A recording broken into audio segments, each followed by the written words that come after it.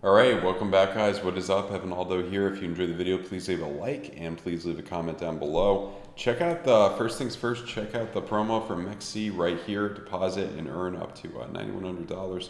Check out the details with my link below. Really good promo. They got my logo and everything. Also, really good promo for BITGET. Only have to deposit a small amount and you get a little kickback right there. So check that out. I wanted to talk about a few things in this video, more of a macro perspective on what I think is going to happen. I'm going to talk about, traditional markets a little bit too, the DXY, ETH, Bitcoin, basically where I think Bitcoin dominance is going to go as well. And then I'll talk about, at the end, what I think is going to happen, relatively soon. So first thing I want to show you guys here is the theory that we could be kind of over here, kind of like still in the anger phase. And this is a pretty funny chart. A lot of people look at this chart and it kind of cracks you up, all this type of stuff, capitulation.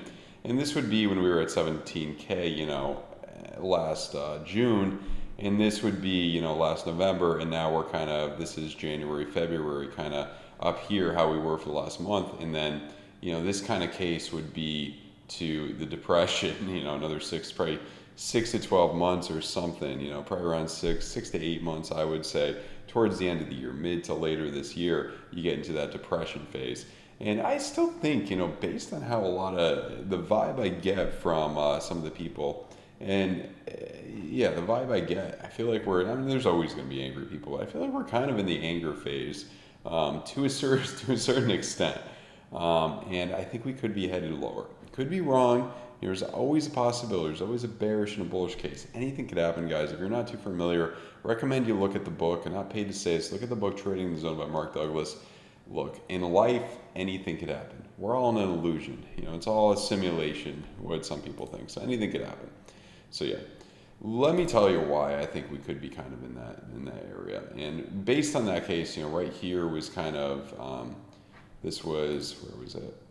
The anger, okay, so that was the jump up. This was June, and then anger was right there. So this was kind of when the anger phase started. We're still kind of in the anger phase, getting that relief, and then to kind of come down, that would bring you, something of this type of, time trajectory. That type of time trajectory would bring you right out to September. So if you map it out like that, it would be right out to September. This is our 500. This is our 500 weekly moving average right here. I think that's a big place to look, and there's a lot at 12, 13K. So the difference here is, for Bitcoin, it's less than another 50% correction. It's not that bad. So in the grand scheme of things, obviously buying at this area is not the worst thing. But if we do come lower, I do think there's going to be more opportunities. The thing I will say is, I don't think that we're completely, I don't think you're going to miss out on much until probably early to mid next year. That's what I think. I think it's going to be more, I think there's a lot of time left on the table. And the thing where I would turn more bullish, where I would kind of say we're probably bottomed out, is when all of these EMAs here turn bright. And then people ask me, what would I do when all of these turn bright? I'm going to start doing a nice DCA in, while this stays in the red for about another, let's see where we are right now. It was November to July 20, so about another 6 to 8 months. Just keep DCAing in until this remains in the red. What am I going to do, if this doesn't come, if these don't come into the brights right there for long term? What I'm going to do on this 2 week, wait till this comes back in the red, confirms the red, and this next red dot confirms, and then I'm going to DCA in for the next 8 to 12 months, starting when that happens. So the technique isn't that much different. We're probably going to be here in, by mid to late March, I would say, before those things happen. Maybe when the red dot confirms, that could be a little longer. We'll see. I DCA'd in one time, about a tenth of what I wanted to put into this market when we were over here, because when it confirmed in the red for that, during that little bar phase in the end of December, I DCA'd right there, and that's done pretty well. Right now, I almost want to take some profits on that, but that's for long term. I'm going to just hold on to that for now. So that's that technique right there, and yeah, that's what I'm looking at for that technique. Also, if you're a big grizzly bear, the 3 week, this coming kind of into the red, this coming down into the red, next red dot to confirm this in the red. That's a place where you would look to DCA in. Also, the next green dot in this would be a pretty good indication that we bottomed out. I would really say though, I think the monthly is going to roll over here, get one more red dot, and then you get into the red with a green dot, and that's what's going to give, the bottom here, similar to how the NASDAQ was. I think there's a lot of similarities here. This was, kind of where the anger phase started. You came up, and then this was the depression phase, kind of at the end of all of it. So I think we're kind of similar to these areas, and look what happened, red dot and then another green dot. And this would bring you out until about, let's see, that was January to October, so another 9 months about. So towards the end of the year, that would bring you out to. I have a feeling it's going to be kind of like this, unless we could get, like I mentioned just a minute ago, unless we could get all these bright EMAs in the weekly. I think it's going to be more like the NASDAQ. Now, that's just my opinion. A lot of people disagree. If you disagree, leave a comment saying why you disagree. have an argument. Tell me why you disagree. Why do you think it's going to come up, other than just because you feel like it will or whatever. Always want to have the argument. And yeah, let's move on to what I think could happen kind of in the more short term here. Just wanted to give you a little bit of an update on the short term. So the 12-hour, this is going to confirm in 50 minutes a bearish div. There's a good amount of liquidations if we do pump up to this area, the high 25s. There's a lot of liquidations in high block capital. You could see them right here, about 200 million. However, there's a lot of liquidations right here, even a bit more for long liquidations. So yeah, I mean there are more up here as well. So I would say overall probably a few more in the short liquidations right now. We'll see what happens. These could be fine. Those could be fine. But I think if we do pump up more, it's going to be that high area, that high 25 area, depending on how Powell, depending on how the Fed sounds tomorrow. I think we're getting something coming out with the Fed tomorrow. So yeah, depending on how that sounds, that could influence the market too. But I do think ultimately, good shot that we topped out. Most likely when this confirms, good swing short opportunity. If it's not that, it's probably going to be the daily. Once this gets the red dot confirms, that's probably what's going to finally bring us down there. Same with the 2-day. I think you might miss the boat a little bit if you're waiting all the way for the 2-day to confirm the red dot. However, we could be headed down for a while here, theoretically. So, that's the thing here. Also, big high volume area is down at 9,300. Some people, are going to ask, what's the worst possible case scenario? I think it's probably there. If you get below this or get below, I think this general area, between here and 10K, you stay below here for, closing weekly candles below there, you're kind of probably getting a dead asset here, and, it's kind of all over, and some other crypto's probably going to take over. I don't think that's going to happen. I think the odds of that happening are very, very low, like 3% or 2%, extremely low. But people ask about it. That's what I think is probably the worst case scenario. So if you move down to, some of these time frames, some of these middle time frames here, there's decent signs. I mean, it didn't work as well here where you had bearish dips, the money flow starting to come out over here. You came up higher, obviously, but same thing's happening here. You got a bearish div. If you look at our bearish div right here with price coming up, money flow coming out, decent shot. That was the top. Also, this is the 200 weekly moving average right around, this area. The other thing too, just the last thing to kind of talk about, for a case for something that would be really bullish is if we could overcome the 200 weekly moving average and close above it, close a weekly candle above it, it's at about 25. So we're still below that area. It's a huge area that we're rejecting off of right now. I think you're seeing enough bearish signs combined with it where we kind of do reject off of it. However, there's always that possibility to have wicks higher. I don't think, you're going to come up to, I think the wicks will probably be around, high 25s, 26. I don't think you're going to come up to 27, but anything is possible. Anything can happen, guys. Read the book Trading in the Zone by Mark Douglas, like I mentioned earlier. And lower time frames here, hourly coming into the red. So this could be a good potential, swing short opportunity. Not financial advice, but kind of what I would be doing or what I am doing. Maybe don't want to give away where my stop loss is, but these places up here, like mid 26s, is probably going to be, mid to low 26s is probably going to be a good stop loss because that would invalidate a lot of things right there, and we'd probably come up a bit higher if we're able to break through that. So yeah. In the lower time frames, zigzagging around a little bit, nothing to really tell you too much, but money flow generally coming out here. You do have a bullish div on the 30-minute. Yeah, I could see it come up a little bit more here. We'll see what the Fed says tomorrow. We'll definitely see what the Fed says tomorrow.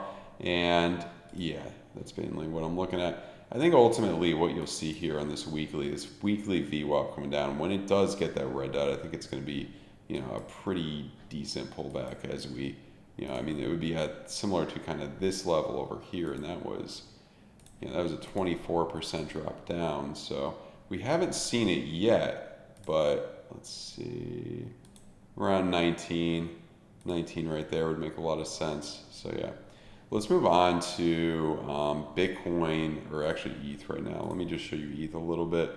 ETH is going to be in the same ballpark. I'm not going to bore you too much with it. But ultimately, the main thing I want to tell you is that I think it will bleed. I think it will start to really bleed against Bitcoin. You do have the monthly green dot here. I think it could be one of those is like, once it confirms, then it's time to start to come down here. And then March, April, you finally start to come down. Excuse me. So yeah, this daily too, just like Bitcoin. Now, if we do have another jump up, 1800, I mean, kind of over here would be a big place. ETH does have a lot of volatility. Wouldn't surprise me too much if you come up to this spiral line, or you just mess around with this area, make some higher highs in this area, 1760, something like that. I think that would be pretty likely here. I think there would be a decent likelihood of that. And ultimately, lower time frames, same deal, money flow coming out. I mean, if we map it out like this here, 12% down. So where would 12% down be? Yeah, that's another 14 something. I mean, ETH is pretty high. ETH is still pretty high. And then if you look at ETH Bitcoin, I think this weekly, it's a slow mover, but, we really haven't outperformed, Bitcoin significantly since May of 21. You know what I mean? We really haven't. We came up a little bit higher than it here. And then in September 22, this area, but we really haven't significantly had a big jump up. You know what I mean? So I think ultimately we come down, and I think there's a decent shot that you do something of this nature towards the end of the year. Probably this point is where I'm looking at you dropping down. And if the market really comes down to 12K or something, it could bleed a lot against Bitcoin. Now, I know 50%, quite a bit down, but still, it is possible here. And then Bitcoin dominance as well. This is what I think. I think we could ultimately come up quite a bit more with Bitcoin dominance. Now, I don't know about 60% kind of this trajectory, but I think you could get up to, look at right here. I mean, mid 50s, 50 to 55. I think you'll end up somewhere between 50 and 60 for this. And this is the place where you really want to get into altcoins. Late 2023 into probably early 2024 is the big place to get into altcoins. I think that's where a lot of altcoins will bleed. Will stop bleeding against Bitcoin and start outperforming it again. So yeah, the other thing too, looking at traditional markets a little bit here. So I wanted to show you guys the NASDAQ, and these traditional markets look like they're going to come back down. Look at this. I mean, split RSI coming down. I think you're going to repeat something of this nature or something right here. And I think it's going to be kind of more like this one, because I don't think it's going to exactly repeat that way. Where would that take us to? Right to kind of this area, mid to high 9s, and this is where you really test 10K. That trajectory would bring us out to April, May. So I think you'll really see that trajectory downward. Now, where would Bitcoin end up if you do come down to lower lows, April, May? I do think you would see something of kind of this nature all over again. Now, I think you're kind of, it could take some time here. I mean, you may not see kind of getting below these lows for a while. It could be May, June before you even get back to 15K, but I think you're kind of on a gradual decline here. And then if you do this again, do the same thing here, not 9,000, but I don't think 9,000, but that's where the trajectory for the bottom would be. You get to the bottom, that 12K or something, that 500 weekly moving average by that area. Maybe 9,000 in a worst case scenario situation, I think. Maybe that area in a worst case scenario situation. Essentially 10K with probably some wicks under, I would think. So yeah, that's what I'm looking at right there. And that's pretty much all I got, guys. The similarities to that, bubble psychology chart here are pretty pretty interesting. So it'd just be, that gradual kind of decline down for a lot of the years. So that's what I'm looking at right now. Ultimately, I think traditional markets are headed down. Oh yeah, the last thing I want to talk about is the Dixie, just a little bit. 8-day green dot right here, monthly right here. A lot of similarities to 1981 right there, and then bam, you came up a lot higher. So I do think ultimately you're going to get up to, let me draw the fib level. This is a huge place I'm looking at for a potential top. I think you're going to get up to around high 129, 130, that general area right there. And then I think you're just going to repeat, something of this kind of, something of that nature. And that would bring you out to, it's May 2025, that's a while to wait. Don't forget that the S&P 500 could start coming back before this tops out, similar to what happened here. Or it could be a bit earlier, kind of mid 2024 could take some time. But I think ultimately at least you'd form some type of double top pattern here. And yeah, that's what I think is ultimately going to happen.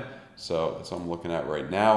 I think we're close to the top, and I think we're still kind of in that anchor phase, and I think we're going to be headed down relatively soon. So yeah, guys, have a good one. Please leave a like. Please leave a comment down below. Check out the link to BITGET. Check out the link to MEXC. If you're interested in my trading course, link in the description below. Really good course. I go over, a lot of people really liked it. Go over technical analysis, trading psychology, risk management, everything theoretically you need to be a confident trader. So check that out. Link in the description below. All right, guys, have a good one. Goodbye.